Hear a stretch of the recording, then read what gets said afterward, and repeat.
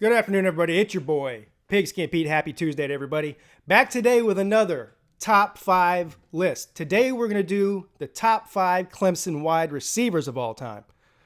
I mentioned each one of these groups is different. The quarterback one was easy for me because there's only one starting quarterback each year unless somebody gets hurt.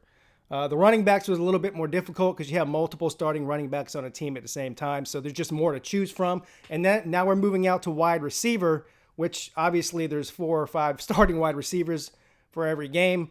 But the thing that makes wide receivers different, and this wasn't actually that hard for me, with the exception of one player.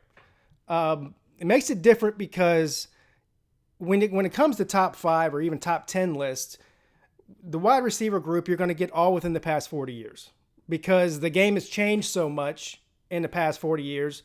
Prior to 1975 or so, right around there, the passing game wasn't as prominent as it is now. Obviously, if you're in the modern era of football, let's say in the past 20, 30 years, you're going to have a lot more stats and just a lot more impact on the team as a wide receiver as you would prior to that. So this was not that hard. Also, within the past 40 years has been Clemson's best run in their history with 3 national championships.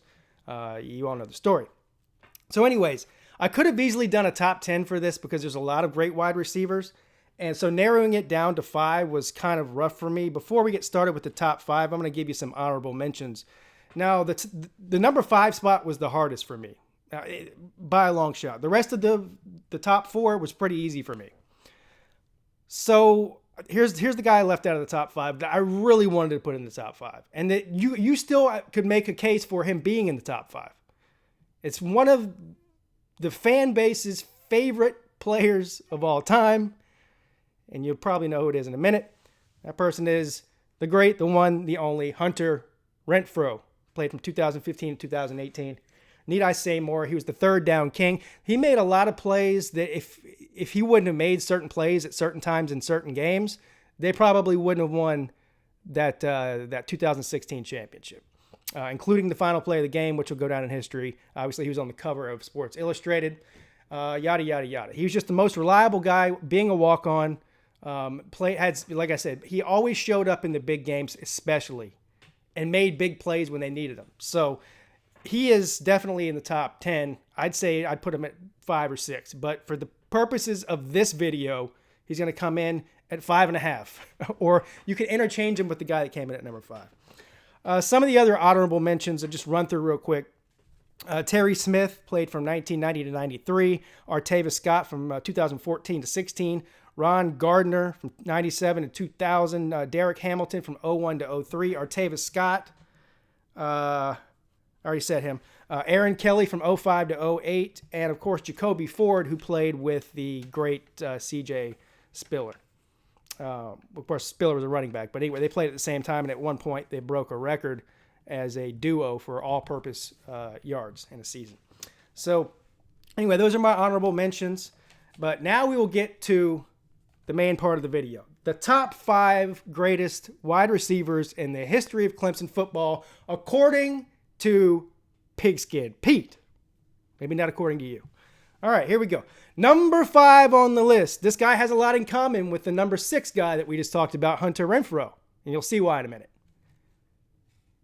Perry Tuttle, 1978 to 1981, which means, of course, he played on the national championship team in 1981. As you can see from this picture, the Sports Illustrated cover, just like Hunter Renfrow was on the Sports Illustrated cover for his celebration with the game-winning touchdown. Perry Tuttle, also on the Sports Illustrated cover for his game-winning touchdown celebration in the national championship game against Nebraska. He led the team in receiving all 3 years that he started, which is sophomore, junior, and senior year. That's the reason I put him ahead of Renfrow, is because Renfrow never led the team in receiving. He just happened to be one of the most popular players and made big plays when they needed to make them. But production-wise, Perry Tuttle was more, he was the best wide receiver on the team, and it wasn't close. Okay, so that's why I have Tuttle, 0.1 of 1% spots ahead of the great Hunter Renfrow. And so that's it for number 5. Let's take a look at number 4. Mike Williams. Played from 2013 to 2016. Played in multiple playoff games, multiple national championship games. Obviously, what you're looking at there, I believe in that picture, I didn't even think of that when I brought this picture up, is the amazing catch he made on the final drive of the 2016 national championship game, which led them down the field. There was a bunch of great plays in that drive. It was a historic drive, which led them down to that play we were talking about earlier with Hunter Renfrow. Anyway, Mike Williams had multiple 1,000-yard seasons. He's one of only 3 players in the history of Clemson to have a 200-yard receiving game, or more than 200-yard receiving game. And he's a national title winner. That's all you really need to know about Mike Williams. He was one of these guys that could do it all, right? He was fast. He ran great routes. He could jump. He was the king of the 50-50 ball like this. You put the ball anywhere within 10 feet of him, he's going to catch it. And so that's why Mike Williams comes in as the number 4 greatest Clemson Tiger receiver of all time. Now, this number 3 one might surprise some of you. I don't know. Maybe it won't.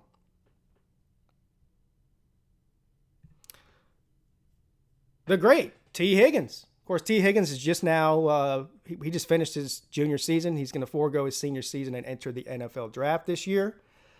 So T. Higgins played from 17 to 19 as a starter. Tied for all-time touchdowns in receiving for the Clemson Tigers. And he is tied with who? DeAndre Hopkins and Sammy Watkins. Now, we'll get to those guys in a minute, but we're talking about receiving touchdowns, not all-purpose touchdowns. Anyways, T. Higgins finished his career at Clemson with 135 receptions for 2,448 receiving yards. And like I said, 27 receiving touchdowns. That was going into the playoffs last year. And that's with him missing some games to injury, too. So he very easily, production-wise, receptions, receiving touchdowns could possibly be higher than 3 on some people's lists. He's certainly one of the most productive and entertaining and just elite receivers in Clemson's history. And obviously, T. Higgins never saw a year where he didn't play in the playoffs and played in a couple of national championship games as well. So coming in at number 3, the great T. Higgins.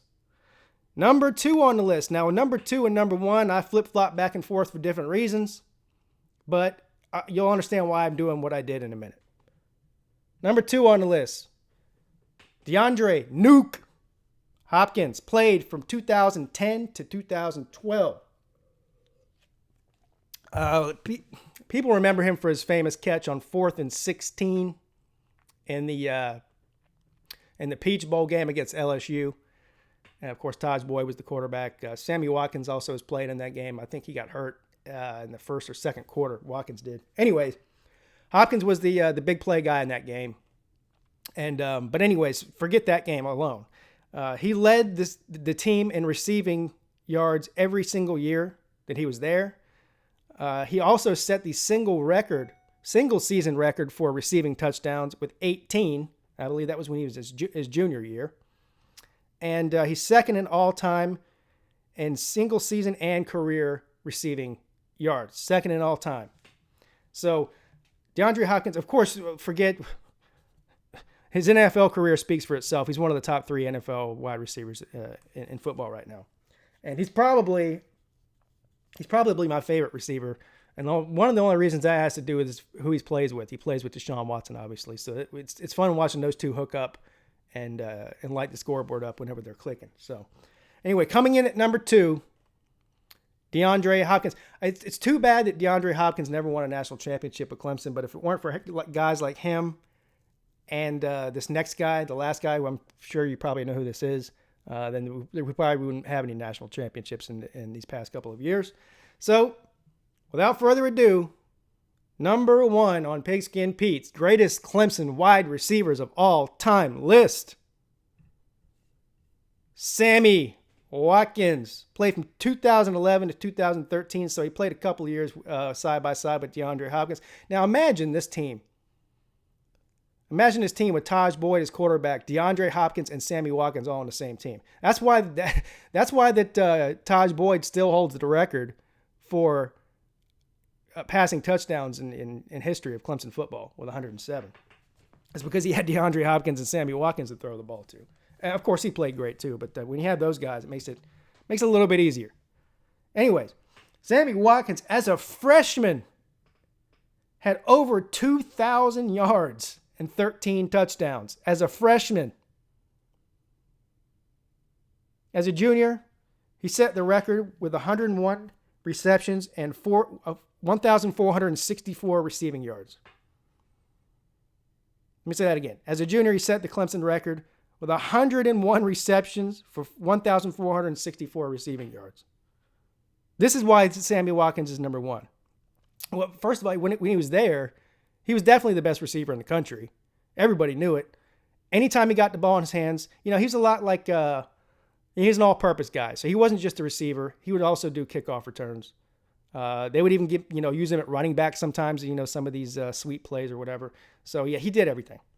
To top off his career in the Orange Bowl game, the last game of his Clemson career, the last game of Taj Boyd's Clemson's career, against Ohio State again in the Orange Bowl, Sammy Watkins against Ohio State had 16 catches for 227 yards.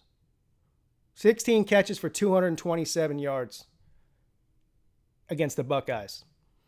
So Sammy's he's had some injury problems in the NFL.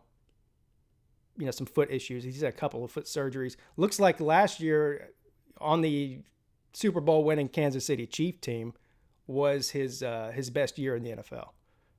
Also, you look who he had to throw the ball to him, which helps. He also had a couple of big plays and big games to help them win that Super Bowl, without a doubt. But this isn't about the NFL. That's another thing I want to mention real quick. Again, a lot of people, I appreciate all the feedback in the comments about giving me who your list is, because I'm asking you to do that. If you disagree with a certain guy or where I have him positioned, but a lot of people are mentioning guys that have great NFL careers but weren't the best when they were in college. I'm not factoring in what they're doing in the NFL when I'm looking at making these lists. It's all about what they did when they were at Clemson. So just keep that in mind. That's if you played 11 seasons in the NFL and you had a Hall of Fame type career, but you weren't one of the best when you were in college, then you're not going to make my list. I'm not doing it based on the NFL. So, anyways, there we have it, guys. Number 5, Perry Tuttle. 4, Mike Williams. 3, T. Higgins. 2, DeAndre Hopkins. And number 1, Sammy Watkins. Thank you all for joining me today. And leave, again, like always, leave your top 5 down below in which order or any order that you want to. And also leave suggestions for the next position group that you think that I should cover. I've already done quarterback, running back, and wide receiver now. So not one of those 3. See you next time. Thanks for checking in. Pigskin Pete is checking.